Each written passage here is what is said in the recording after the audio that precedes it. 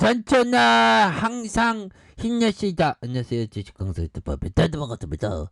자, SK 사이언스 정말 백신 하나 기다리고 있고요. 우리의 국내에서 백신은 우리가 제일 잘 나가 뚜루뚜루뚜 뭐 이렇게 해서 좀 잘 나갈 수 있는. 자, 올해 백신 시장 올해에도 성장을 전망하면서 백신 무역 수지 적자가 심화되는 이런 부분을 얘기를 하고 있네요. 그래서 코로나19 백신 매출이 올해도 큰 폭의 성장성을 보일 것으로 전망을 하고 있고요.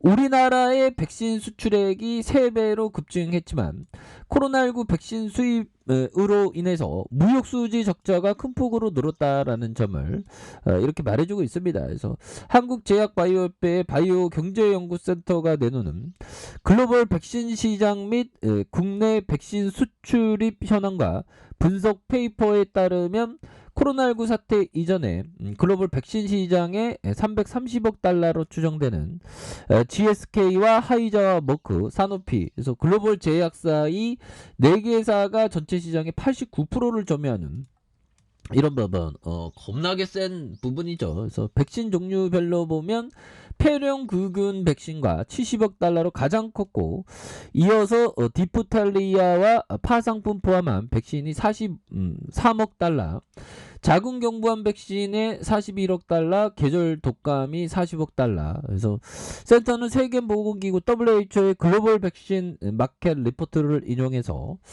2030년까지 PCV와 HPV 백신이 급격히 성장할 것으로 이렇게 내다봤다는 그런 어떤 점을 또 말해주는 거 아니겠습니까? 그래서 이와 함께 글로벌 분석사의 에어 어피니티의 최근 발간한 코로나 백신 시장의 수익 예측 보고서를 인용하면서 코로나19 백신의 지난해 기준 매출이 656억 달러에 달했던, 그래서 이는 기존 백신 전체 시장의 2배에 가까운 규모이다. 그래서 중국 코로나19 백신을 제외한 수치로 올해 29% 증가한 849억 달러에 달할 전망에 있고요.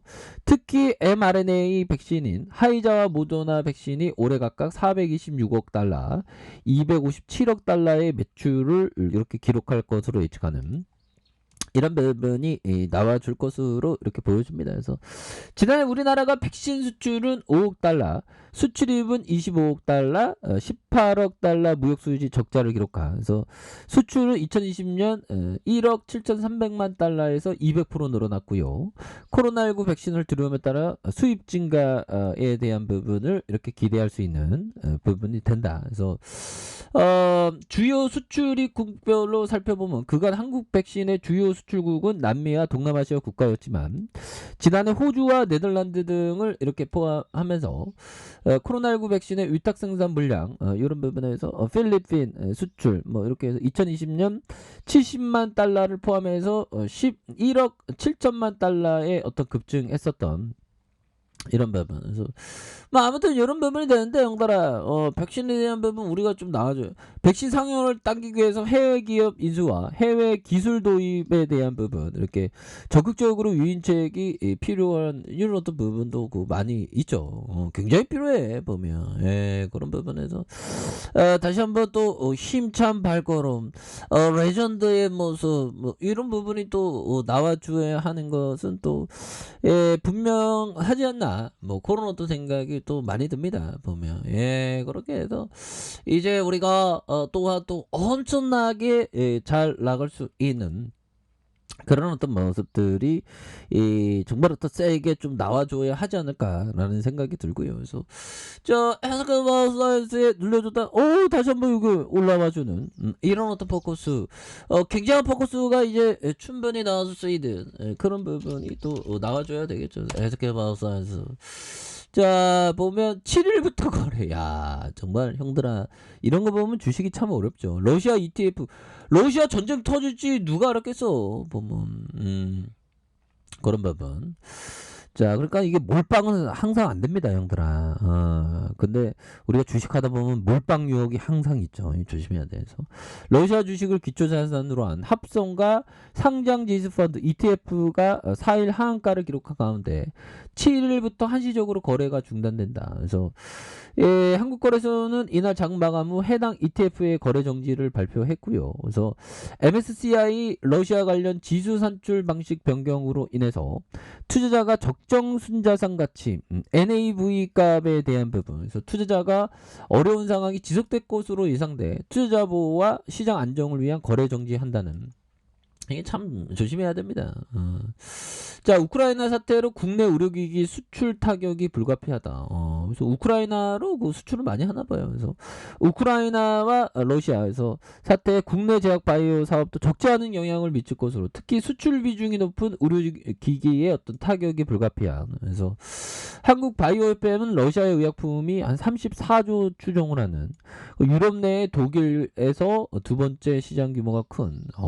그래서 다국적 제약 회사의 제품이 주를 이루는 이런 점이 되죠. 그래서 이런 부분에서 얘들아, 우리가 이제 제대로 된 모습을 이렇게 많이 보여줄 수 있는 부분은 또 나와주지 않을까라는 그런 어떤 생각이 드네요. 그래서 월봉에 대한 부분에서 30분만 2,000원 하라, 이거 다시 토닝해야지 뭐. 굉장히 좀 토닝해주는 이런 어떤 모습이 굉장히 좀 보여줘야 된다. 그래서 자, 보면 앤서니 볼턴 형이 얘기했던 이 부분 볼까요?